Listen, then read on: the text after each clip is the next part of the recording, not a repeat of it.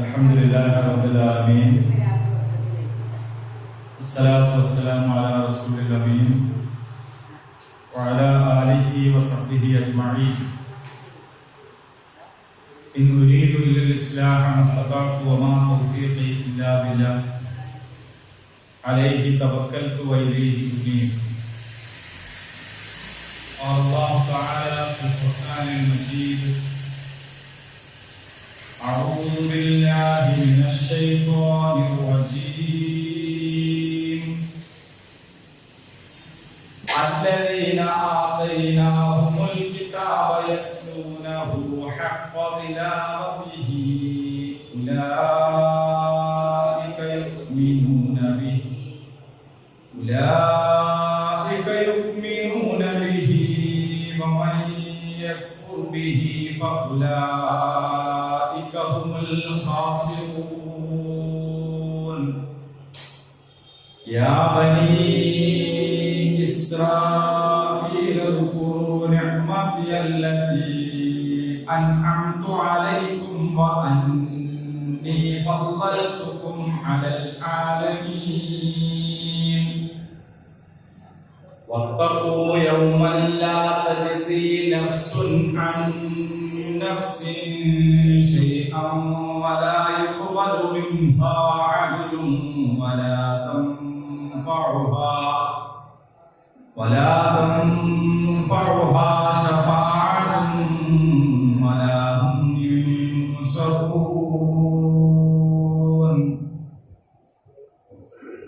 صدق الله العظيم.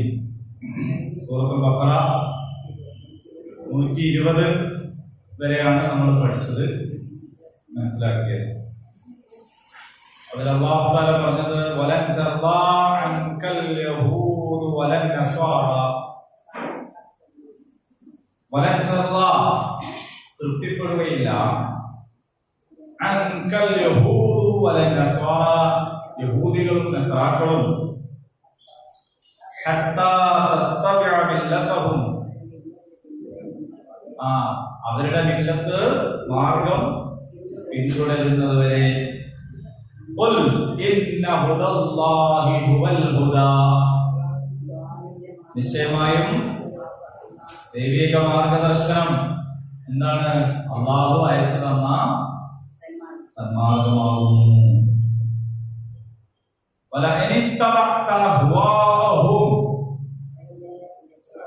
അവരുടെ ഇച്ഛകളെ നീ പിൻപറ്റിയാൽ നിനക്ക് വിജ്ഞാനം വന്നു കിട്ടിയതിന് ശേഷവും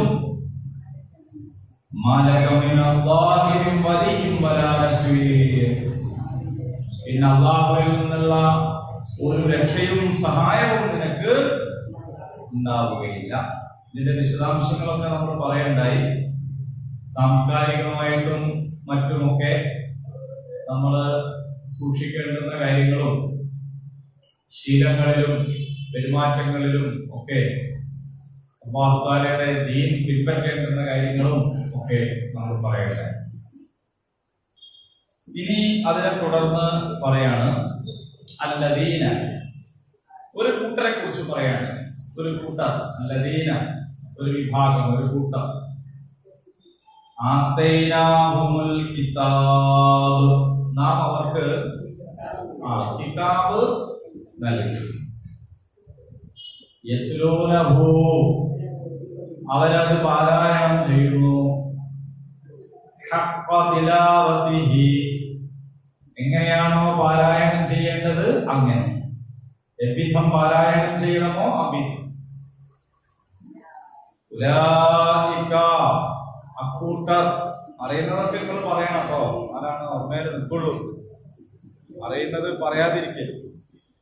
ഉലൈക, അക്കൂട്ടർ.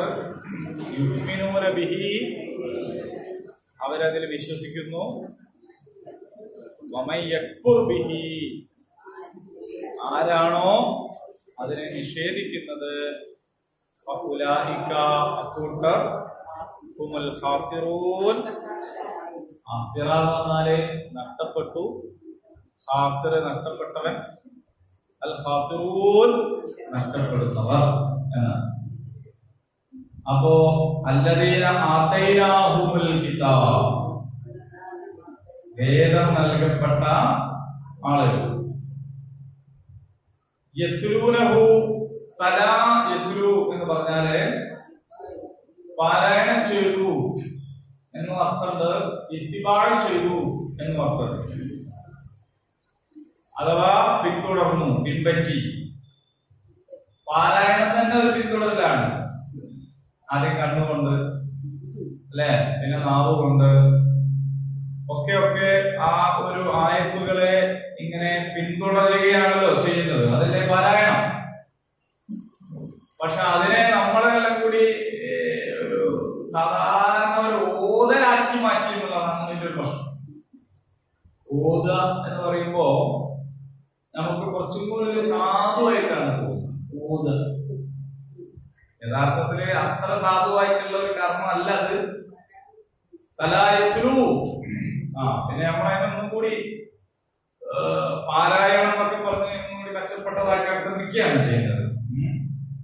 അത് പാരായണം വാക്കിലല്ല മെച്ചപ്പെടുത്തുന്നത്, പാരായണത്തിൽ തന്നെ നമ്മൾ മെച്ചപ്പെടുത്തും. തിലാവത്ത് എന്ന് നമ്മൾ പറയാം. നമ്മൾ തമ്മിലാവുമ്പോ തിലാവത്ത് എന്ന് പറയും. തിലാവത്തിന്റെ സുജൂദ് എന്നൊക്കെ പറയില്ലേ, തിലാവത്ത്. അപ്പൊ ഇവിടെ ഉപയോഗിച്ചിട്ടുള്ള ശൈലി ഖുർആനിന്റെ ഒരു പതിവ് ശൈലിയാണ്. എന്താണ് പതിവ് ശൈലി? എന്താണ്?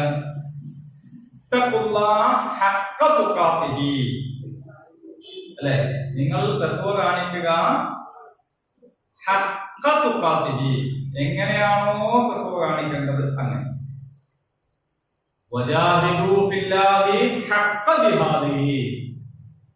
നിങ്ങൾ ജിഹാദ് ചെയ്യുക, എങ്ങനെയാണോ ജിഹാദ് ചെയ്യേണ്ടത് അങ്ങനെ. ഇത് ഒരു ശൈലി. ഹഖ്ഖ തിലാവത്തിഹി, എങ്ങനെയാണോ പാരായണം ചെയ്യേണ്ടത് അങ്ങനെ. അപ്പൊ ഒരു കൂട്ടരെ കുറിച്ച് പറയാണ്. ആ കൂട്ടര് വേദം നൽകപ്പെട്ട കൂട്ടരാണ്. അവരെന്ത് ചെയ്യുന്നുണ്ട്? എങ്ങനെയാണോ ഈ വേദത്തെ തിലാവത്ത് ചെയ്യേണ്ടത് അപ്രകാരം തിലാവത്ത് ചെയ്യുന്നു. ഉലൈക, അക്കൂട്ടർ, യുക്മിനൂന ബിഹി, അതുകൊണ്ട് എന്ത് ചെയ്യുന്നുണ്ട്? അവരതിൽ വിശ്വസിക്കുന്നു.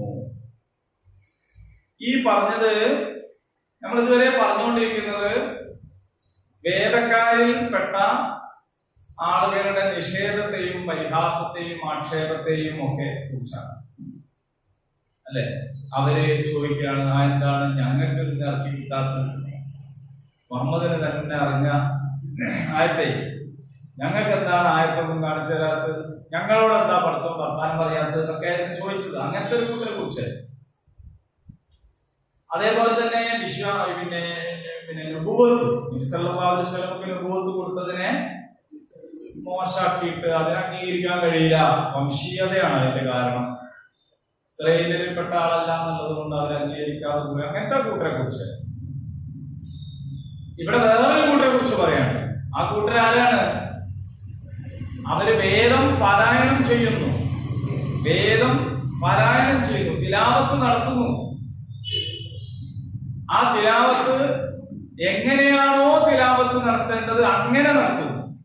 അപ്പൊ അവരുടെ കയ്യിലുള്ള തൗറാത്തും ഇഞ്ചീലുമൊക്കെ കൃത്രിമത്വം കാണിക്കാതെ, വളച്ചൊടിക്കലുകളില്ലാതെ, ദുർവ്യാഖ്യാനങ്ങളില്ലാതെ നേർക്ക് നേരെ വായിക്കും. അങ്ങനെ നേർക്ക് നേരെ അവർ വായിച്ചാൽ അതിൽ നിന്ന് എന്താണോ ഉൾക്കൊള്ളേണ്ടത് അത് ഉൾക്കൊള്ളാൻ തീരുമാനിച്ചാൽ ഉലൈക യുക്മിനൂന ബിഹി, അപ്പോൾ അതിലെന്ത് ചെയ്യും? വിശ്വാസികളായി മാറും. ഉള്ള പ്രശ്നം എന്താന്ന് ചോദിച്ചാല് വായിക്കേണ്ട വിധമല്ല വായിക്കുന്നത് എന്നതാണ്. കിതാബ് നന്നായാൽ മാത്രം പോരാ, വായിക്കേണ്ട വിധം വായിക്കണം. പരിശുദ്ധ ഖുർആനിനും അത് ബാധകമാണ്. പരിശുദ്ധ ഖുർആനും അതുകൊണ്ടാണ് യുദില്ലു ബിഹി കസീറൻ വയഹ്ദി ബിഹി കസീറാ. ഈ ഖുർആൻ കൊണ്ട് കുറെ ആളുകൾ എന്താകുന്നുണ്ട്? ദലാലത്തിലാകുന്നു, വഴികേടിലാകുന്നു. കുറെ ആളുകൾ എന്താകുന്നുണ്ട്? സന്മാർഗത്തിലാകുന്നു. അപ്പൊ ഖുർആൻ എന്ത് എന്നത് മാത്രമല്ല എങ്ങനെ അതിനെ വായിക്കുന്നു എന്നതും പ്രശ്നമാണ്. മനസ്സിലായി? വലാതസ്തറു ബിആയാതിഹി തമനൻ ഖലീല. ഈ ആയത്തുകളെ നിങ്ങൾ തുച്ഛമായ വിലക്ക് വിറ്റ് കളയരുത്. ഇത് ഓതിയിട്ട് ഒരാൾ പറഞ്ഞു എനിക്ക് തോനെ പൈസ ആണ്. എന്താ ഖുർആൻ പറഞ്ഞത്? ഖുർആന്റെ ആയത്തുകൾ നിങ്ങൾ തുച്ഛമായ വിലക്ക് കൊടുക്കരുത്. അപ്പൊ ഇയാൾ പറഞ്ഞു എനിക്ക് ലക്ഷം തരണം. കാരണം എന്താണ്? കുറഞ്ഞ പൈസക്ക് കൊടുക്കരുത് എന്നാണ് പറഞ്ഞത്. ഇങ്ങനെയാണ് ഒരാൾ ഈ ആയത്തിനെ വായിക്കണതെങ്കിലോ ഒരു കത്തത്തിന് തന്നെ 1500 വാങ്ങി. അങ്ങനെ 1500 വാങ്ങിയത് തോനെ വാങ്ങണം ആണ് ഇതിനൊരർത്ഥം പറയണെങ്കിലോ അങ്ങനെ ഉണ്ടാവും. യഥാർത്ഥത്തിൽ ഖുർആൻ എന്താണ് പറഞ്ഞത്? തുച്ഛവില എന്ന് ഖുർആൻ ഉദ്ദേശിക്കുമ്പോ ഈ ദുനിയാവ് മൊത്തം കിട്ടിയാൽ തന്നെ തുച്ഛവിലയാണ്. അല്ലാഹു സുബ്ഹാനഹു വ തആല ഖുർആനിലൂടെ ഒരു കാര്യം പറഞ്ഞിട്ട് ദുനിയാവിലെ സ്ഥാനമാനങ്ങൾക്ക്, സമ്മാനങ്ങൾക്ക്, വേറെ എന്തെങ്കിലും നേട്ടങ്ങൾക്ക് വേണ്ടി ഈ ആയത്തുകളെ മാറ്റിവെച്ച് അതിനെ സ്വീകരിക്കുന്നതിനെ സംബന്ധിച്ചാണ് ഇത് വിൽക്കുക എന്ന് പറയുന്നത്. സ്വർഗത്തിൽ ഒരു ചാട്ടവാർ വെക്കാൻ ഉള്ള സ്ഥലം ഈ ദുനിയാവും അതിലുള്ള സകലതും ലഭിക്കുന്നതിനേക്കാൾ മെച്ചമാണ് എന്നാണ്. ഈ ദുനിയാവ് മൊത്തമായിട്ട് കിട്ടിയില്ലേ? ഒരു പഞ്ചായത്ത് വാർഡോ ഒരു സംസ്ഥാനമൊന്നുമല്ല, മൊത്തം ഈ ദുനിയാവിലെ നമ്മൾ കാണുന്നതും കാണാത്തതുമായ സകലതും ഒരാൾക്ക് കിട്ടി. എല്ലാവരും അയാളുടെ അടിമകളായി. എല്ലാവരും അയാൾ പറഞ്ഞതാണ് എല്ലാം നടക്കാൻ വിചാരിക്കുക. എന്നാൽ പോലും അത് സ്വർഗത്തിൽ ഒരു ചമ്മട്ടി വെക്കാൻ കിട്ടുന്ന സ്ഥലത്തിന്റെ അത്ര ഉണ്ടാവൂല എന്നാണ്. അത്രയുമാണ് അത്. അപ്പൊ അല്ലാഹു തആല അയച്ചു തന്നിട്ടുള്ള ഒരു ആയത്തിനെ ദുനിയാവിലെ എന്തെങ്കിലും വിഭവങ്ങൾക്ക് വേണ്ടി ഒരാൾ എന്ത് ചെയ്യാണ്? മറച്ചു വെക്കുകയോ വേണ്ടെന്ന് വെക്കുകയോ ചെയ്താൽ അങ്ങനെ ചെയ്യാൻ പാടില്ല എന്നതാണ് തുച്ഛവിലക്ക് വിൽക്കരുത് എന്ന് പറഞ്ഞാൽ അതിന്റെ അർത്ഥം. ഇതിനെ വക്രീകരിച്ച് എന്ത് ചെയ്യുന്നു? കുറച്ച് പൈസക്ക് കൊടുക്കാൻ പറ്റില്ല, അതുകൊണ്ട് ഞാൻ ഓടുന്നത് നിങ്ങൾ തോനെ പൈസ എന്ന് പറഞ്ഞാൽ ഈ ആയത്തിൽ നിന്ന് ഒരാൾക്ക് എന്ത് കിട്ടൂല? ഹിദായത്ത് കിട്ടൂല. നിങ്ങൾക്ക് മനസ്സിലാവുന്നുണ്ടോ ഞാൻ പറയുന്നത്? അപ്പൊ പരിശുദ്ധ ഖുർആൻ ആണെങ്കിലും ഖുർആൻ ഓതേണ്ടത് പ്രകാരം ഓതാം. ഇപ്പൊ ഖുർആനിൽ തന്നെ ഉണ്ട്, നിങ്ങൾ മുൻ വേദക്കാരോട് ചോദിച്ചു നോക്കൂ എന്ന് പറഞ്ഞാല്, അങ്ങനെ ചോദിച്ചു നോക്കൂ എന്ന് പറഞ്ഞാൽ ഓരോട് ചോദിച്ചിട്ട് നിങ്ങൾ സംശയം തീർത്തോളൂ എന്നുള്ള ആൾക്കല്ല. അല്ലെ, മുൻഗാമികളോട് ചോദിച്ചോളൂ എന്ന് പറഞ്ഞാൽ അതിന്റെ അർത്ഥം എന്താണെന്ന് വെച്ചാൽ ഈ പറയുന്നത് സത്യമാണെന്നുള്ളൊരു തെളിവ് അവിടെ നിന്ന് കിട്ടുന്നതാണ്. പക്ഷെ ഇത് ഓതിയിട്ട് ഒരാള് ഞാൻ ഖുർആൻ ഓതിയപ്പോ ഖുർആനിൽ പറഞ്ഞത് എന്താണ്? മുൻ പ്രവാചകന്മാരാണ് അവർക്ക് സത്യപ്പെടുത്തിയിട്ടുണ്ട്, അതുകൊണ്ട് ഞാൻ ഇനി അങ്ങോട്ട് വേണമെന്ന് പറഞ്ഞാലോ? ഖുർആൻ ആണ്, പക്ഷെ ഖുർആൻ എങ്ങനെ ഓതണം അതാണ് ഹഖ്ഖ തിലാവത്തി. അത് എങ്ങനെയാണോ വായിക്കേണ്ടത് അത് പ്രകാരം വായിക്കണം. അത് വളരെ പ്രധാനമാണ്. എന്നാലേ ഹിദായത്ത് കിട്ടുള്ളൂ. അപ്പൊ തൗറാത്തും ഇഞ്ചീലും സബൂറും പൂർവിക വേദങ്ങൾ കിട്ടിയിട്ടുള്ള എല്ലാവരും വെച്ചു പോയിട്ടില്ല. അവരിൽ വായിക്കേണ്ടത് പ്രകാരം വായിച്ചവരുണ്ട്. അല്ലെ, ഇപ്പൊ വറഖത്ത് ബിൻ നൗഫൽ, അദ്ദേഹം ഖദീജ റളിയല്ലാഹു അൻഹയോട് പറഞ്ഞല്ലോ ഒരു നബി വരാനുണ്ട് എന്നൊക്കെ. അദ്ദേഹം വേദപണ്ഡിതനാണ്, പക്ഷെ അദ്ദേഹം ശരിക്കും വായിച്ച ആളാണ്. അതുകൊണ്ടാണ് ഖദീജ റളിയല്ലാഹു അൻഹയ്ക്ക് ശരിയായ വിവരം കൊടുത്തിട്ട് പ്രതീക്ഷ നൽകുന്നത്. അപ്പോ തൗറാത്തോ ഇഞ്ചീലോ പൂർവ്വ വേദങ്ങളൊക്കെ തന്നെ വായിക്കേണ്ടത് പ്രകാരം വായിച്ചാൽ ഉലൈക യുഅ്മിനൂന ബിഹി, എന്താണ്? അതിലവര് വിശ്വസിക്കും. ഇതിനിപ്പോ മുസ്ലിങ്ങൾക്കും ബാധകമാണ്. നമ്മളല്ലെങ്കിലും മനസ്സിലാക്കേണ്ടത് പരിശുദ്ധ ഖുർആനിൽ ഇസ്രായേലിനെ കുറിച്ച് പറയും, അല്ലെ? അതേപോലെ പിന്നെ ബഹുദൈവ വിശ്വാസികളെ കുറിച്ച് പറയും, മക്കക്കാരെ കുറിച്ച് പറയും, മദീനക്കാരെ കുറിച്ച് പറയും. അങ്ങനെ പറയുമ്പോ അത് മക്കക്കാർക്കാണ്, ഈ ആയത്ത് മദീനക്കാർക്കാണ്. മറ്റേത് ഇസ്രായേലിയർക്കാണ്. എന്നാ പിന്നെ കക്കോടിക്കാർക്ക് ഏതായത് ആയിട്ടുണ്ടാവും. ഞാൻ പറയാണ്, ഞാനൊരു കോഴിക്കോട്ടുകാരനാണ്, എനിക്കുള്ളതൊന്നും ഇല്ലാത്തില്ല. കാരണം ഇതിൻ്റെ അകത്ത് പറഞ്ഞത് മുഴുവൻ എവിടേക്കുള്ളതാണ്. അപ്പൊ അങ്ങനെയുള്ള ഒരാൾക്ക് ഇതായിട്ടില്ല. നിങ്ങളൊരു ഡോക്ടറുടെ പിന്നെ കൺസൾട്ടിങ്ങിന് വേണ്ടിയിട്ട് വെയിറ്റിംഗ് റൂമിൽ ഇരിക്കുകയാണ് ചെയ്യുന്നത്. നിങ്ങളവിടെ ഇരിക്കുകയാണ്. അപ്പൊ അതിൽ ഒരുത്തം ഫോൺ എടുത്തിട്ട് ഒച്ചപ്പാട് വർത്താനം പറഞ്ഞു. ഫോണിലാണ്. ഫോണിൽ ചിലപ്പോ ചില ആൾക്കാർക്ക് കൊടുത്തും അടുത്തിരിക്കണമെന്നൊന്നും പരിഗണിക്കില്ല. അവനങ്ങോട്ട് പറയും. ഇന്നലെ ട്രെയിനിൽ അങ്ങനെ ഒരു അനുഭവം ഉണ്ട്. അയാൾ പറയുന്നതൊന്നും നമ്മൾ കേൾക്കേണ്ടതല്ല. അയാള് പിന്നെ പട്ടച്ചാരായം വാങ്ങിയതും അത് കള്ള തരത്തിൽ വാങ്ങിയതൊക്കെയാണ് ഇയാൾ പറയുന്നത്. അത് വളരെ മാന്യനുമാണ്. നമ്മളെ വന്ദേ ഭാരതിൽ എനിക്കറിയത്തില്ല, വന്ദേ ഭാരതിൽ നിന്നാണ് അപ്പൊ അയാൾ ഇങ്ങനെ. പക്ഷെ അയാൾക്ക് പൈസയൊക്കെ നമ്മൾ മറന്നുപോയി. അയാൾ ഫോണില് ആരോടോ പറയാണ്.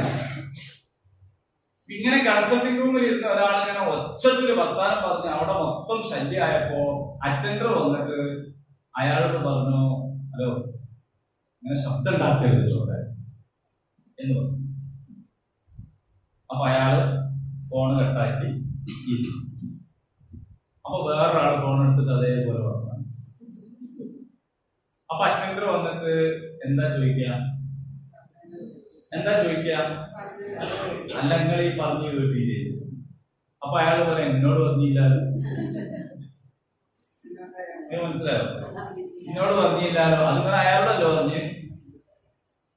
ഇങ്ങനെ ഒരിക്കൽ ചോദിച്ചാൽ ഓനോട് നമ്മളെ സമീപനം എന്തായിരിക്കും?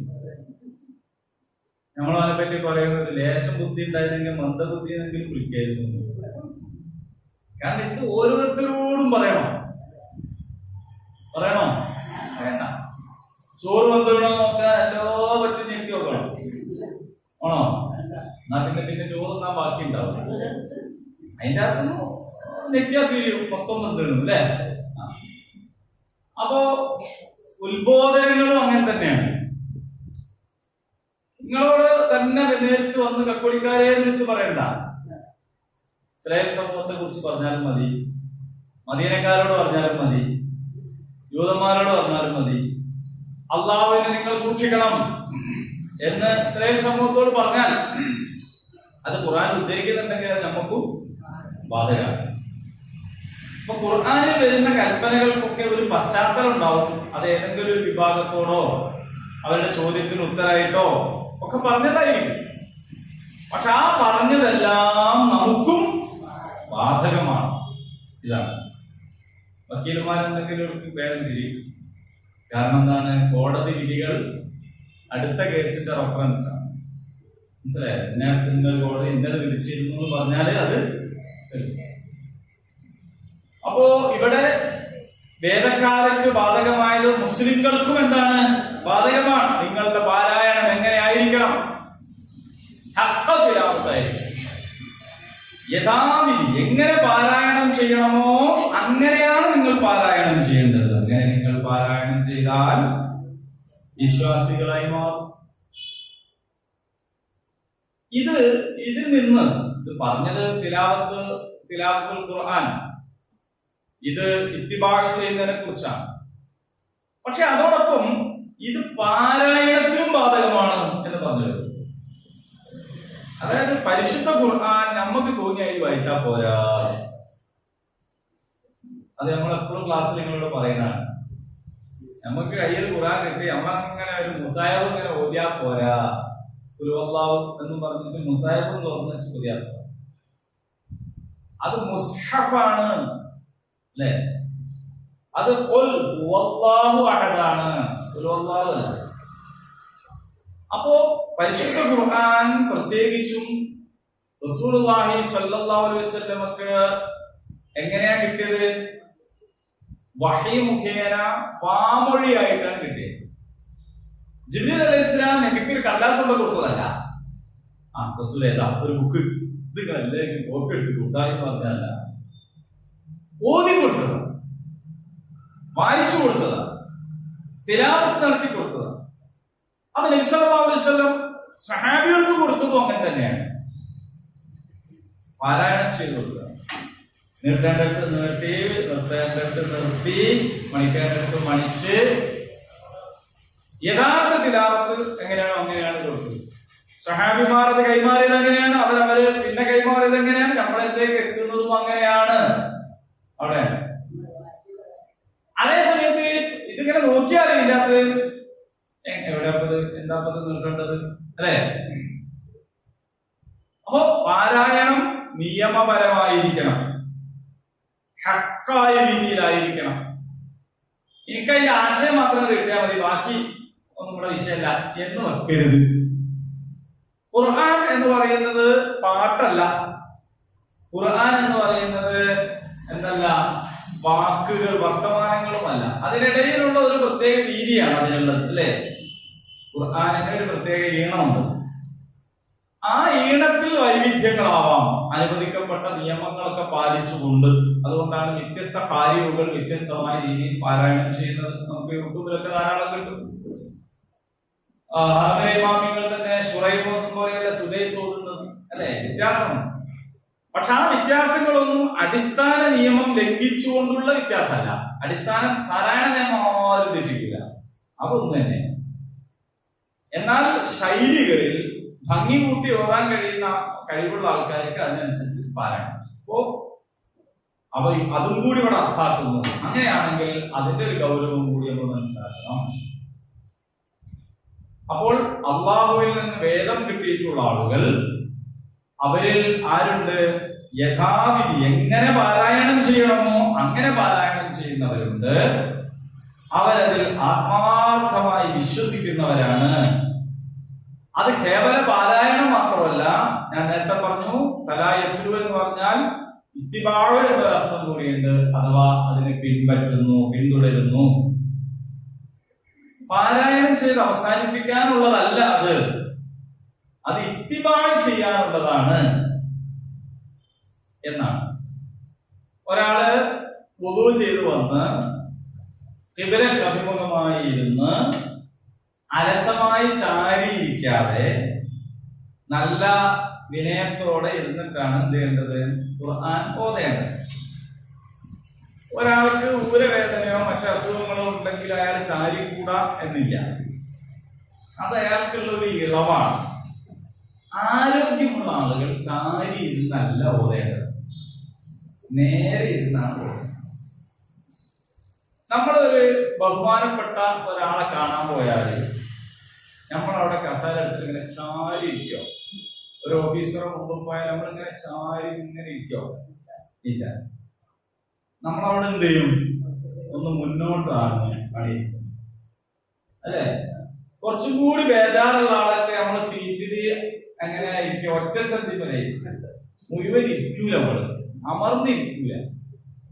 കമ്പത്തിന് എപ്പണീച്ച് പോവാന്നുള്ളൊരു കോലത്തിലാണ് ഇരിക്കുക.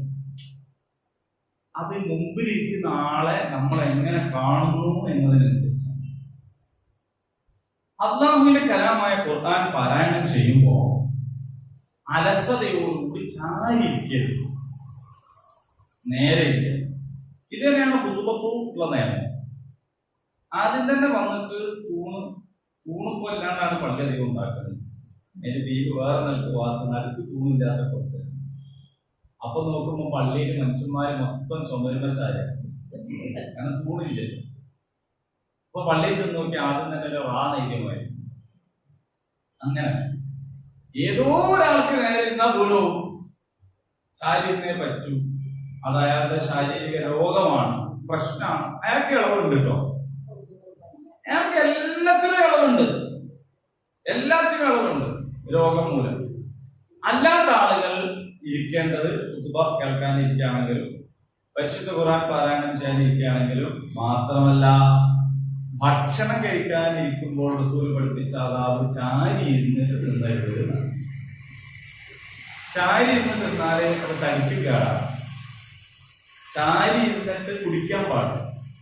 വെള്ളം കുടിക്കുമ്പോഴും ഭക്ഷണം കഴിക്കുമ്പോഴും നമുക്ക് എല്ലാവർക്കും അറിയുന്ന ഒരു കാര്യം ഇരുന്ന് കുടിക്കണം എന്നാണ്. പക്ഷെ ഇരുന്ന് കുടിക്കല് മാത്രമല്ല, ചാരി ഇരുന്ന് കുടിക്കരുത്. അത് നമ്മുടെ ശാരീരികമായിട്ടും അത് വിഷയമാണ്. ഭക്ഷണത്തോടുള്ള അതാവ് പിന്നെ അദബ് എന്നുള്ള നിലയിലും അത് പ്രശ്നമാണ്. അപ്പൊ എന്ത് വേണം? നേരെ ഇരിക്കണം. അപ്പൊ ഖുർആൻ പാരായണം ചെയ്യുമ്പോൾ ഒരാൾ നേരെ ഇരുന്ന്,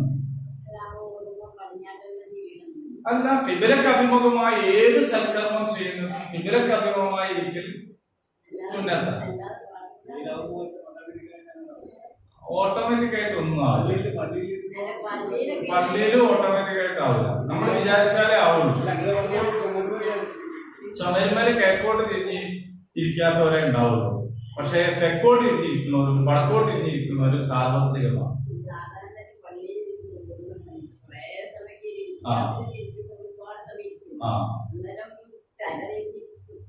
അതെ, തലയിഞ്ഞ് ഇരിക്കരുത് ഹറാമാണെന്നൊന്നുമില്ല. പക്ഷെ കിബിലക്ക് അഭിമുഖമായി ഇരിക്കലാണ് പ്രാർത്ഥിക്കുമ്പോഴായാലും ഖുർആൻ പാരായണം ചെയ്യുമ്പോഴായാലും ഒക്കെ ഖതീബ് അല്ലാത്തവർക്ക് സുന്നത്ത്. കുത്തു നടത്തിക്കൊണ്ടിരിക്കുമ്പോൾ ഖതീബ് അങ്ങനെ പ്രാർത്ഥിക്കാൻ പറ്റില്ല. അങ്ങനെ പറ്റില്ല. ഖതീബിന് ഒരുപാട് കാര്യങ്ങളിൽ എന്തുണ്ട്, അത് നിങ്ങൾ അംഗീകരിച്ചാലും ഇല്ലെങ്കിലും ഖതീബുമാർക്ക് പലതരത്തിലുള്ള വേറെ നിയമങ്ങൾ. ഖതീബ് പള്ളിയിൽ എത്തേണ്ട അവസാനം ലാസ്റ്റാണ്. മിമ്പറിൽ കയറാൻ നേരത്ത് ഖതീബിന് അവിടെ വന്ന് തഹിയ്യത്ത് പോലും സുന്നത്തില്ല. പള്ളിയിൽ കയറിയിട്ട് 2 നിസ്കരിക്കേണ്ട ഒരു സംഗതിയില്ല. ഖതീബ് നേരെ മിമ്പറിലേക്കാണ് കയറുക. അപ്പൊ ഒരുത്തൻ അവിടെ ഇവരോട് നേരത്തെ വരാൻ പറഞ്ഞു. മൂപ്പൻ ഇപ്പോഴാ വരുന്നതെന്ന് അറിയരുത്. മൂപ്പൻ ഇപ്പോഴാ വരുന്നേ ഉള്ളൂ. മനസ്സിലായല്ലേ? അപ്പൊ അങ്ങനെയൊക്കെ ഉണ്ട് നിയമങ്ങൾ. അതുപോലെ ഖതീബ് പ്രാർത്ഥിക്കുമ്പോ കൈകൾ ഉയർത്തൂല. ഞാൻ പറഞ്ഞുതരാം. ഖതീബിനെ പറഞ്ഞപ്പോ പള്ളിക്കമ്മ ചെല്ലം കൂടി എണീക്കുന്നത്.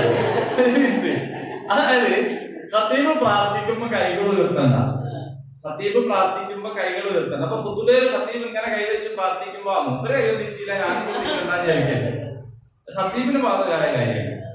ഖതീബ് എങ്ങോട്ടാ നോക്കുക? കിഴക്കോട്ട്. 4 റക്അത്തിന് പകരമാണ് 2 ഖുതുബ. അപ്പൊ എല്ലാ മുഖാത്തബീങ്ങളും തിരിഞ്ഞ് കിബിലക്ക് നേരെ ഇരിക്കുമ്പോ ഖതീബ് എങ്ങോട്ടാണ്? നേരെ എതിരാണ്. അപ്പോ ഇതൊക്കെ ഖതീബിന് മാത്രം ബാധകമായ ചില സംഗതിയാണ്. പക്ഷെ അത് പിന്നെയും ബാധകമായ കുറെ കാര്യങ്ങൾ ഞങ്ങളോട് പറയണില്ല. നിങ്ങൾ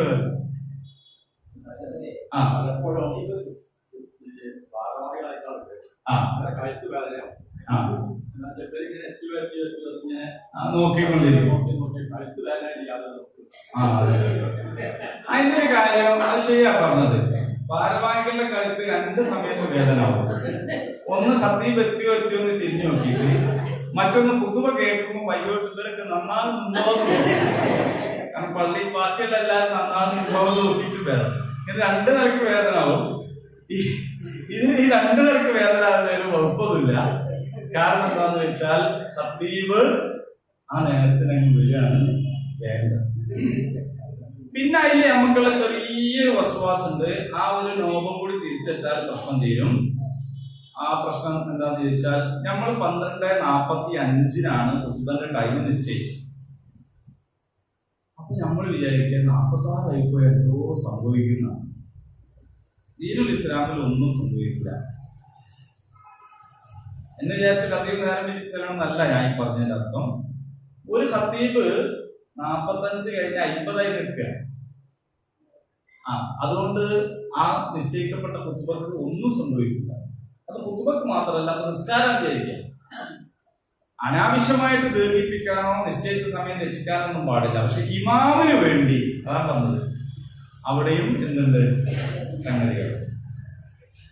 അതിനെന്താ പ്രശ്നം? അതെ അതെ അതെ, അത് ഒക്കെ നിങ്ങൾ വേറെ പരിഹരിക്കേണ്ടതാണ്. കൃത്യമായിട്ട് വരുന്ന ആളെ നിശ്ചയിക്കുക, അതൊക്കെ നിങ്ങൾ ചെയ്യേണ്ടതാണ്. ഖതീബ് പരിശീലനം പ്രസിഡന്റും നടത്തുന്നത് നല്ലതാണ്. അല്ല, അതിനേക്കാട്ടിൽ എത്രയോ ഉയരമുള്ള സ്റ്റേജിൽ കയറാവും. ഈ 3 സ്റ്റെപ്പ് കയറിക്കൂടാതില്ലല്ലോ. അതിനതിൻ്റെതായ സംഗതികളുണ്ട്. അത് പഠിച്ചാൽ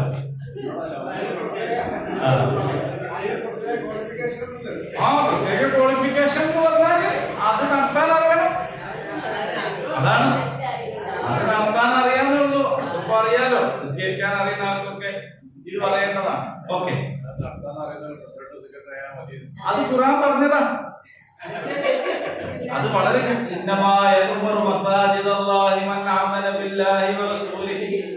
അല്ലേ? പള്ളി കമ്മിറ്റി ആരാണെന്ന് ആയിട്ടുണ്ട്. അതിനകത്ത് അതിന്റെ ഒരു മെയിൻ യോഗ്യത അതാണ്. അതിൽ പറഞ്ഞത് അള്ളാഹു വിശ്വസിക്കണം, റസൂൽ വിശ്വസിക്കണം, സക്കാത്ത് കൊടുക്കണം. പിന്നെ സക്കാത്ത് കൊടുക്കാൻ ഉള്ളവാനുണ്ടോ? സക്കാത്ത് പിന്നെ കൊടുക്കണം. അതേപോലെ അള്ളാഹല്ലാണ്ട് ഒന്നിനെയും പേടിക്കാൻ ഓലാണ് പള്ളി ഭരിക്കേണ്ടത്. ഖുർആനിൽ വേറെ ആരെങ്കിലും പേടിയുള്ളവർ അത് ഒഴിവാക്കി. പാമ്പിനെ പേടിക്കരുത് തോന്നല്ലോ കേട്ടോ. പാമ്പിനെ പേടിക്കുന്നതും ഭ്രാന്താവിനെ പേടിക്കുന്നതും ഒക്കെ ശർഈയായ പേടിയല്ല. അതില്ല പറഞ്ഞത് ശർഈയായ പേടിയല്ല കേട്ടോ. ശർഈയായ പേടി ആണ് അള്ളാഹനെ മാത്രം പേടിക്കാമോ. അതേസമയം ഒരാൾക്ക് പാമ്പിനെ പേടി ഉണ്ടാവുക, ഭ്രാന്താവിനെ പേടി ഉണ്ടാവുക, ഇതൊന്നും എന്തല്ല ശർഈയായ പേടിയതല്ല പേട. അത് നമ്മളുടെ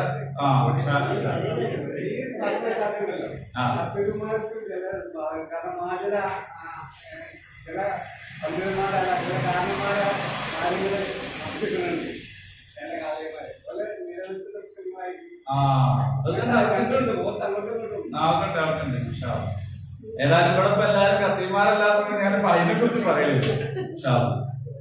നമ്മുടെ വിഷയത്തിലേക്ക് റിട്ടേൺ വരാം. അപ്പൊ പരിശുദ്ധ ഖുർആൻ എങ്ങനെ പാരായണം ചെയ്യണം എന്നുള്ളതിനൊക്കെയുള്ള മര്യാദകൾ പഠിപ്പിച്ചിട്ടുണ്ട്. ആ മര്യാദകൾ പാലിച്ചുകൊണ്ട് തന്നെ ഒരാൾ പാരായണം ചെയ്യണം. അതാണ് ഇത്രയും നേരം പറഞ്ഞത്. ഇനി അതിന്റെ അടുത്തതാ പറയാൻ പോണത്. എന്താ അതിന്റെ അടുത്തത്? ഇങ്ങനെ അതല്ല, ഈ പറഞ്ഞതിന്റെ അടുത്തത്. അതായത് ഇങ്ങനെ നിയമങ്ങളും മര്യാദകളൊക്കെ പാലിച്ച് ഒരാൾ പാരായണം ചെയ്തു എന്ന് വെക്കാം. അപ്പൊ അയാൾ പാരായണം ചെയ്തത് സൂറത്തുൽ ബഖറയിലെ ആയത്തുൽ ദൈനാണ്. കടം വാങ്ങുമ്പോൾ കൊടുക്കുമ്പോൾ എന്താ ചെയ്യേണ്ടതെന്നാണ് ആയത്തിലുള്ളത്. ഇത് ഇയാള് നല്ലോണം ഒതുവൊക്കെ എടുത്ത് വിവരക്രമമായിരുന്ന് ഒക്കെ നല്ല ഉഷാറായി ചാരിയിരിക്കാണ്ട് അലസതല്ലാണ്ട് ആവിയിട്ട് ഇരിക്കാണ്ട് നല്ലോണം ഓതി പുറത്തിറങ്ങിയിട്ട് മറ്റവരോട് കടം വാങ്ങുമ്പോ എഴുതി കൊടുക്കുന്നതിന്റെ കാഴ്ചയില്ല. അപ്പൊ അർത്ഥത്തിലാവത്താവൂ. മനസ്സിലായെങ്കിൽ ആയത്തിൽ എന്താ പറയണത്? നിങ്ങൾ ഒരാളോട് കടം വാങ്ങുകയാണെങ്കിൽ അവധി വെച്ച് കടം വാങ്ങുമ്പോൾ അതെന്ത് ചെയ്യണം? അത് എഴുതി വെക്കണം. 2 സാക്ഷി വേണം. 2 സാക്ഷികളില് നിങ്ങൾ 2 ആണുങ്ങളെ കിട്ടുന്നില്ലെങ്കിൽ 2 പെണ്ണ് വേണം. ഒരാണിന് 2 പെണ്ണ് വേണം. ഒരുത്തിക്ക് മറന്നുപോയ വേറൊരുത്തിക്ക് ഓർമ്മിപ്പിക്കാനാണ് അത് ഒക്കെ കൂടാനുള്ളത്. അതാണ് ദീർഘമായിട്ട് പറഞ്ഞിട്ട്. ഇനി അഥവാ നിങ്ങൾക്ക് എഴുതി വെക്കാൻ കഴിയില്ല, അറിയില്ലെങ്കിൽ എഴുതാൻ അറിയുന്ന ആളോട് നിങ്ങൾ എഴുതി തരാൻ പറയണം. എഴുതാൻ അറിയുന്ന ഒരാൾ ഞാൻ എഴുതി തരില്ല എന്ന് പറയാൻ പാടില്ല. ഇതൊക്കെയാണ് ഈ ആയത്ത്. നമ്മൾ പഠിക്കാൻ പോണല്ലോ ആയത്ത് നമുക്ക് വരുന്നുണ്ട്.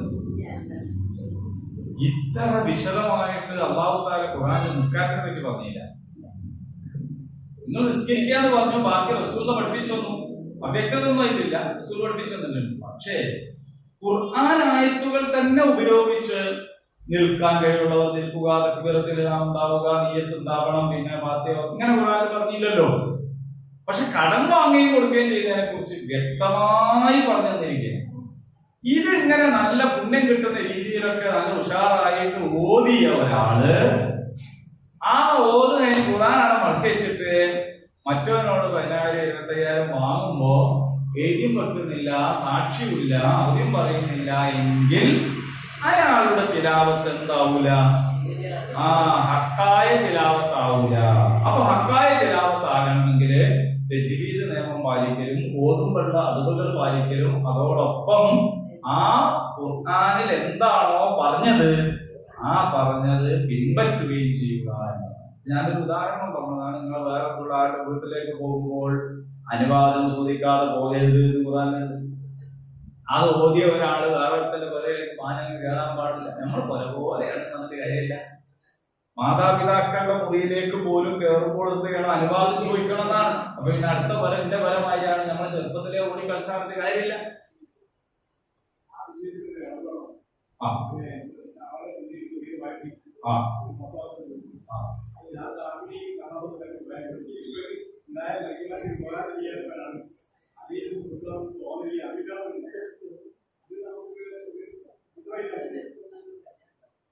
പറഞ്ഞാൽ തരാം. നിങ്ങൾ എനിക്കൊരു ഇളവ് വേണം. ഞാൻ പേടിച്ചു പോയി. കാരണം അള്ള പറഞ്ഞ നിയമത്തിൽ ഞാനെങ്ങനെ ഇളവ് കൊടുക്കും? എനിക്കതിനുള്ള വകുപ്പില്ലല്ലോ. നിന്നെ കൂടി നിങ്ങൾ ഭക്ഷണത്തേക്ക് പറഞ്ഞേക്കല്ലേ. അപ്പൊ എന്താ സംഭവം എന്ന് വെച്ചാല് ഞാൻ പറഞ്ഞത് കൈവായ്പ വാങ്ങുമല്ലോ. കൈവായ്പ വാങ്ങുമല്ലോ. അപ്പൊ ഞാനിങ്ങനെ കപ്പൂടി വന്നായിരുന്നു. അപ്പോ പൈസ എടുക്കാൻ പറഞ്ഞു. ഗൂഗിൾ പേ ചെയ്യാൻ ഫോണും കയ്യിലില്ല, മീൻ വാങ്ങുകയും ചെയ്യണം. അപ്പോ പോയി കൊണ്ടുവരാൻ നേരില്ല. അപ്പൊ അതൊക്കെ ഒരു നോക്കി ഞാൻ ഉച്ചക്ക് തോന്നുന്നു പണി വരുന്നത് നിക്ക് കടലാസ്, അങ്ങനെ കടലാസ് കൊണ്ടുവന്ന് 2 സാക്ഷികൾ. അപ്പൊ ഞാൻ തൽക്കാലം ചക്കപ്പൂര് കൂട്ടാൻ പറ്റുന്നതാണ്. കാരണം ഇതെല്ലാം കൂടി ഈ ഒരു സാധനത്തിനാണ് ഇളവ് വരിക. അതിന് ഇളവ് ചോദിക്കണ്ട, ഇപ്പൊ തന്നെ ഓൾറെഡി ഇളവാണ്. പക്ഷെ ഈ കൈവായ്പ എന്ന് പറയുന്ന ഒതിരിനെ എന്ത് ചെയ്യരുത്? നിങ്ങൾ 100 രൂപയാണെങ്കിൽ തന്നെ ഞാൻ 1,00,000 ഞാൻ വരുമാനം കൂടിയാണ് അങ്ങനെ ഒക്കെ.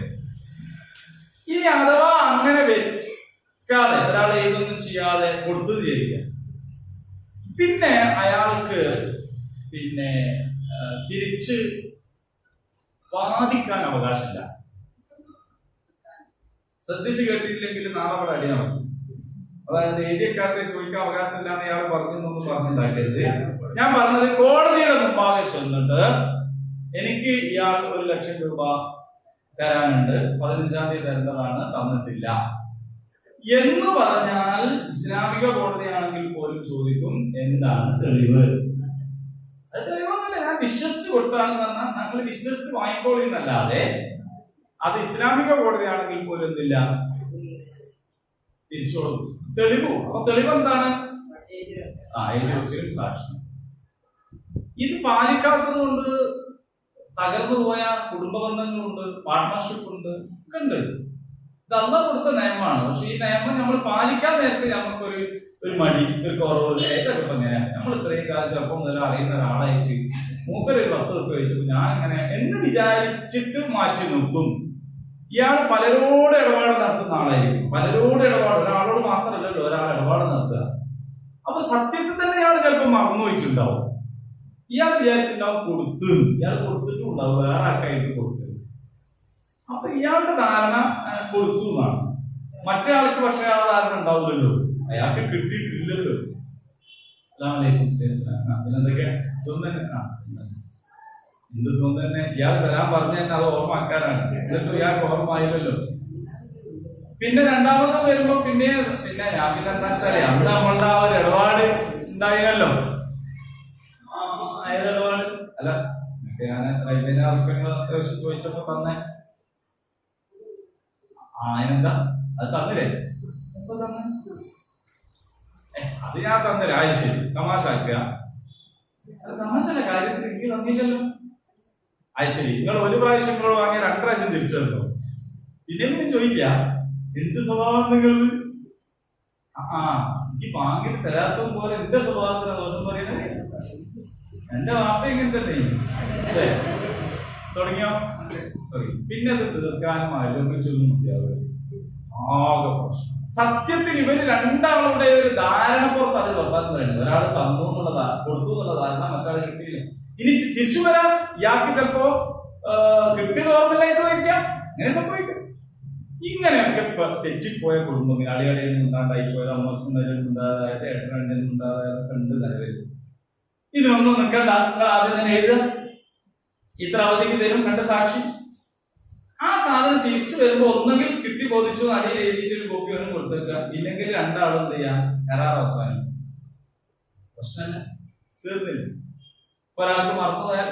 ഇതൊക്കെ നമ്മുടെ ജീവിതം സുഖകരമാകാനാണ് ഇതൊക്കെ അള്ളാഹു തന്ന നിയമം. പക്ഷെ ആ നിയമം നമ്മൾ പാലിക്കാത്തത് കൊണ്ട് അവിടെ നമുക്ക് ശാന്തിയും സമാധാനം കിട്ടുള്ളൂ. ഇസ്ലാം എന്ന് പറഞ്ഞ ശാന്തിയാണ്, നിർഭയത്വമാണ് ഈമാൻ എന്ന് പറഞ്ഞാൽ. ആ നിർഭയത്വം ഉണ്ടാവുക ഈ കൽപ്പനകൾ പാലിച്ചാലാണ് എന്ന് മനസ്സിലാക്കും. ഓക്കെ, അപ്പൊ ഞാനതൊരു നിയമം, ഒരു ഉദാഹരണം നിലനിൽക്ക് പറഞ്ഞതാണ്. അതുപോലെ ഖുർആനിൽ ഉള്ള ധാരാളം കണക്കായിട്ടുള്ള നിയമങ്ങൾ, ആ നിയമങ്ങൾ അല്ലേ ഭൂമിയിലൂടെ വിനയാന്വിതരായി സഞ്ചരിക്കുന്നവരാണെന്ന് ഓതിയിട്ട് അപ്പോ ആ ഓതിയ ആൾ എന്ത് ചെയ്യണം? ആ തിലാവത്ത് ഹക്കായ തിലാവത്ത് ആകണമെങ്കിൽ ആ ഓത്ത് പോലെ എന്ത് ചെയ്യണം? ലൈഫ് ചേഞ്ച് ചെയ്യണം. ഇതാണ് അതിനാണ് ഹഖ തിലാവത്ത് എന്ന് പറയുന്നത്. വമൻ യക്ഫുർ ബിഹി ഫഉലൈക ഹുമുൽ ഖാസിറൂൻ. ഈ ഓത്തൊക്കെ ഓതിയതിനു ശേഷവും കൽപ്പനകളെ നിഷേധിക്കുകയാണെങ്കിൽ അവരെ തന്നെയാണ് നഷ്ടം പറ്റിയ ആൾക്കാർ. അല്ലാണ്ട് അള്ളാഹ്ക്ക് ഇതിനോട്ടൊന്നും ഒരു നഷ്ടമൊന്നുമില്ല. റസൂലുള്ളാഹിക്കും നഷ്ടമല്ല. നഷ്ടമായിക്കാണ് അത് നിഷേധിച്ച ആളുകൾക്ക് തന്നെയാണ് നഷ്ടം എന്നാണ് 121 ആയത്ത് മാത്രം പെട്ടെന്ന് الذين آتيناهم الكتاب يتلونه حق تلاوته أولئك يؤمنون به ومن يكفر به فأولئك هم الخاسرون. يا بني إسرائيل اذكروا نعمتي التي أنعمت عليكم وأني فضلتكم على العالمين. يا بني إسرائيل മുമ്പേ ആയിട്ട് പഠിക്കും. അത് 48 ആയത്തായിരുന്നു. ഈ ആയത്തിൽ ആവർത്തിച്ചു വന്നതാണ്. ഇതിന്റെ ഒപ്പം ഉണ്ടായിരുന്നത് ആയത്ത്. അതായത് ആ ആയത്ത് ഓതിയതിന് ശേഷം ഇസ്രായേൽ സമൂഹത്തിന് ചെയ്തു കൊടുത്ത ധാരാളം കണക്കിന് അനുഗ്രഹങ്ങളും അവരോടുള്ള വർത്താനങ്ങളും പറഞ്ഞുകൊണ്ടേയിരിക്കുന്നു ഇതുവരെ. ഇനി അത് ക്ലോസ് ചെയ്യാം. അത് ക്ലോസ് ചെയ്യുമ്പോൾ അതേ കാര്യം ഓർമ്മിപ്പിച്ചുകൊണ്ട് ക്ലോസ് ചെയ്യും. മനസ്സിലായോ? ഇത് വീണ്ടും വരികയാണ്. അല്ലയോ ഇസ്രായേൽ മക്കളെ, ഇസ്രായേൽ മക്കളെ എന്നുള്ള വിളി വളരെ മനോഹരമാണ്. ബനു ഇസ്രായേൽ, അതായത് റസൂലുള്ളാഹി സ്വല്ലല്ലാഹു അലൈഹി വസല്ലമക്ക് മുമ്പ് ഇബ്രാഹിം നബിയുടെ മോനായിരുന്ന ഇസ്ഹാഖ് നബിയുടെ മോനായിരുന്ന യാക്കൂബ് നബിയുടെ പേരാണല്ലോ ഇസ്രായേൽ.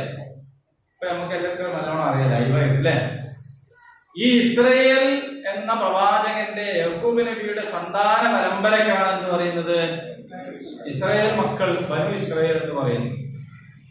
ആ വിളിയിൽ ഒരു സംഗതി അടങ്ങിയിട്ടുണ്ട്. അല്ലയോ ജൂതന്മാരെ, അല്ലയോ നസ്രാണികളെ എന്നൊക്കെ വിളിക്കുന്നതിനേക്കാൾ ജൂതനോ നസ്രാണിയോ ആയിരുന്നില്ല യാക്കൂബ് നബി. യാക്കൂബിന്റെ മക്കളെ എന്ന് വിളിക്കുമ്പോ ഞങ്ങൾ ഇസ്രായേലരാണ് എന്ന് പറഞ്ഞ് ഉച്ചം കൊള്ളുന്ന ആളുകൾ അതിൽ ഉൾപ്പെടുകയും ചെയ്തു.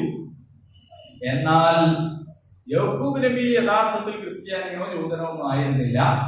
അന്ന് ജൂദായിസവും ആരംഭിച്ചിട്ടില്ല, ക്രിസ്ത്യാനിസവും ആരംഭിച്ചിട്ടില്ല. അതൊക്കെ പിൽക്കാലത്ത് രൂപപ്പെട്ടതാണ്.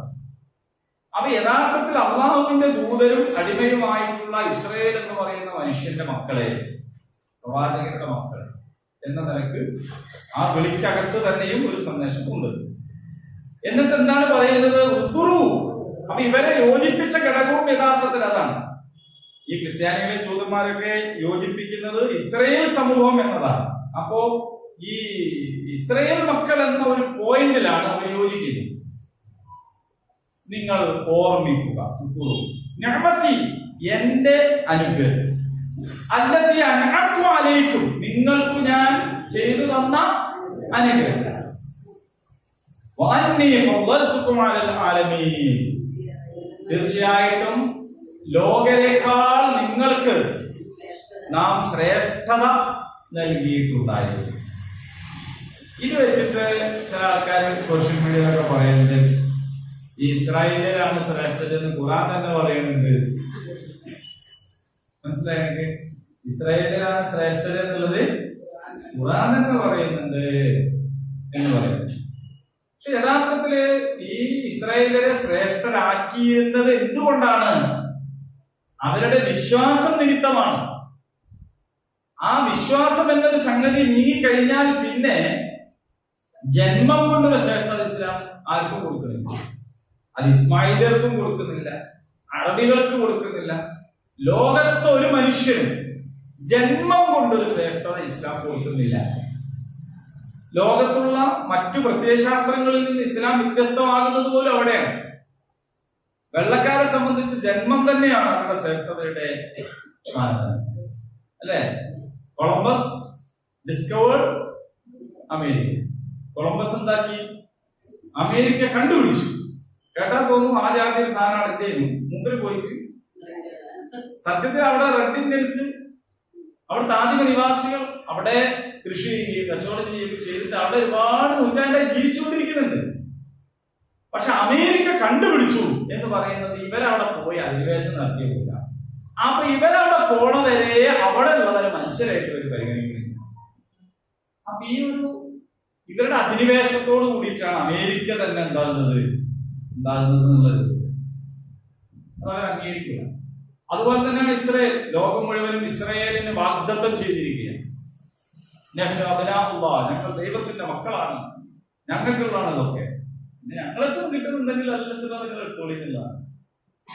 വംശീയ നമ്മുടെ നാട്ടിലെ ജാതീയത അങ്ങനെ തന്നെയാണ്. ചാതുർവർണ്ണ്യം എന്ന് പറഞ്ഞാൽ ബ്രഹ്മാവ്, വിഷ്ണു, ശിവൻ. ബ്രഹ്മാവ് സൃഷ്ടി, വിഷ്ണു സ്ഥിതി, അതായത് സംരക്ഷിക്കും, ശിവൻ സംഭരിക്കും.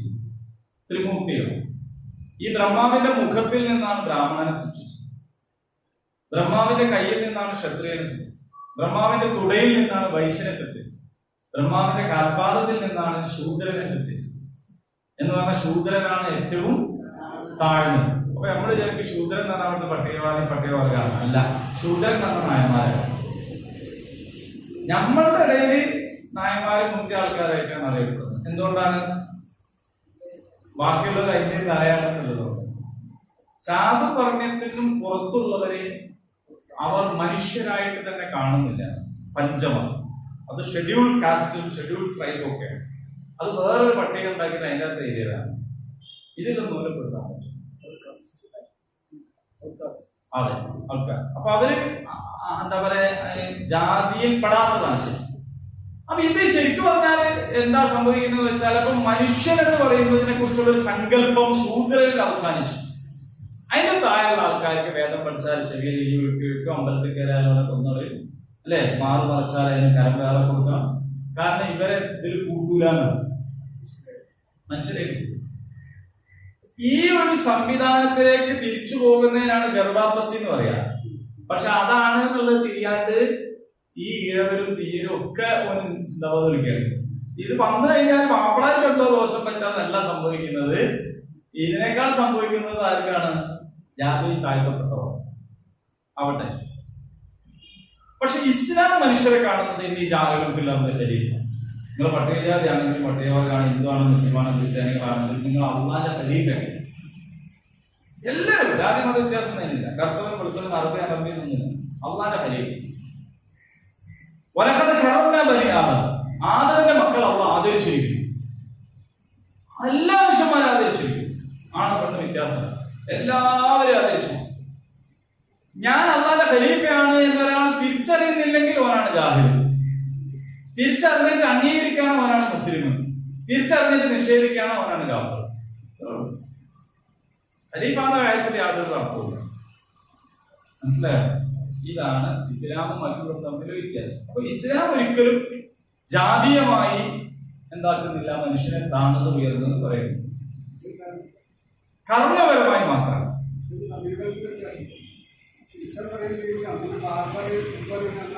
അത് നമ്മളുടെ ഒരു ആശയമല്ല, നമ്മളുടെ ആദർശമല്ല. അള്ളാഹുവിനെ മാത്രമേ ആരാധിക്കൂ എന്ന് അള്ളാഹു കൽപ്പിച്ചു. അത് കേട്ടിട്ട് നമ്മൾ വേറെ ആളെ ആരാധിക്കുന്നവർ നമ്മളെ കൂട്ടത്തിലുണ്ട്. ഇതുപോലെയാണ് മനുഷ്യരെല്ലാവരും ഒന്നാന്ന് പറഞ്ഞിട്ടും ബാർബറായിട്ട് വേറെ ഒസാമാരെ നമ്മൾ വേറെ കാണുന്നത്, ഊസലാമാരെ നമ്മൾ വേറെ കാണുന്നതൊക്കെ എന്താണെന്ന് ചോദിച്ചാൽ അവർക്ക് ദീനിന്റെ അടിത്തറ ഇല്ലാത്തതുകൊണ്ടാണ്. അവർക്ക് കൂടി ദീനിന്റെ അടിത്തറ ഉണ്ടായി കൊടുക്കുകയാണ് വേണ്ടത്. അത് മറ്റുള്ള സമൂഹത്തിൽ നിന്ന് നമ്മളിലേക്ക് കടന്നു വന്നിട്ടുള്ളതാണ്. കണ്ണോക്ക് വന്ന പോലെ, അടിയന്തരം വന്ന പോലെ. ഇതൊന്നും ഞമ്മക്കില്ലായിരുന്നു. നമുക്ക് എത്ര 40-41? എനിക്ക് എപ്പോഴും കൺഫ്യൂഷൻ ആവും.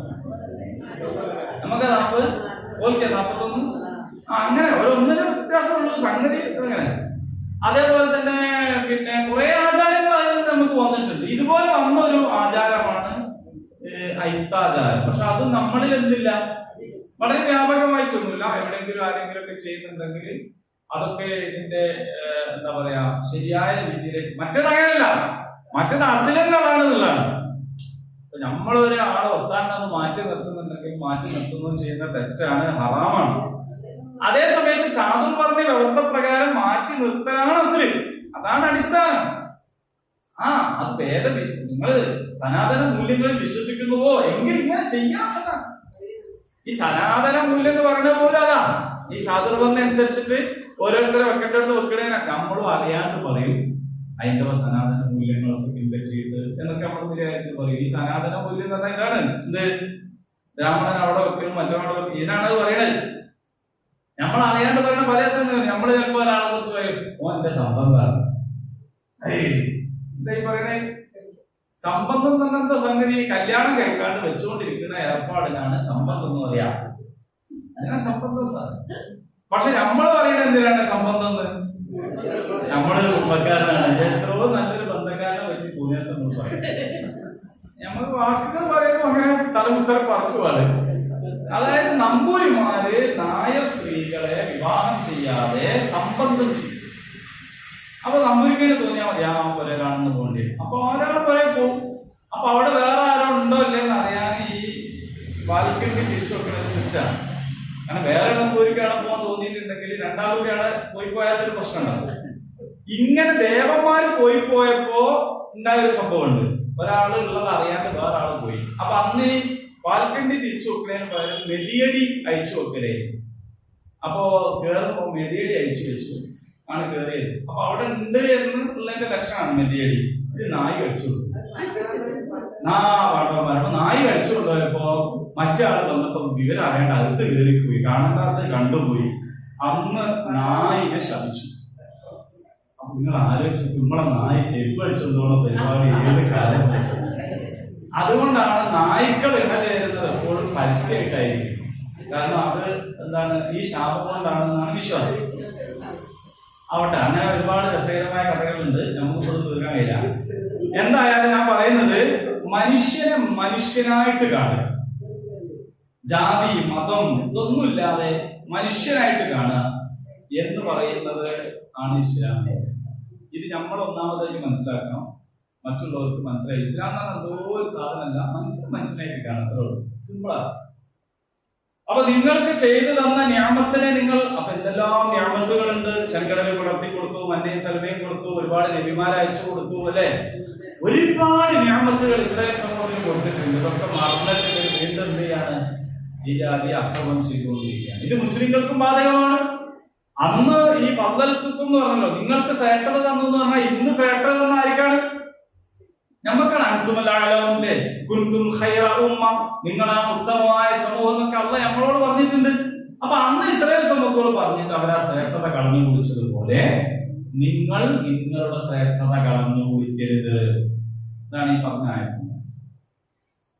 ഇനി അഥവാ ആരെങ്കിലും അള്ളാഹു തആല തന്ന നിഅമത്തിനെ മറന്നുപോവുകയും അവനവൻ നിൽക്കേണ്ടയിടത്ത് നിൽക്കാതിരിക്കുകയും ചെയ്താൽ ഒന്നേ അവരോട് പറയാനുള്ളൂ, വത്തഖൂ, നിങ്ങൾ ജാഗ്രത പാലിക്കുക, സൂക്ഷ്മത കാണിക്കുക.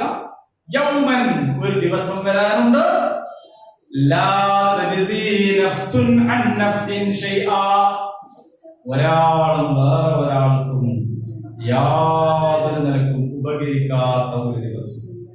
വലാ യുഖ്ബല മിൻഹാ അദ്ൽ, ഒരാളുടെയും പ്രായശ്ചിത്തം സ്വീകരിക്കാത്ത ദിവസം. ഒരു ഫൈൻ അങ്ങോട്ട് കൊടുത്തു കളയാം.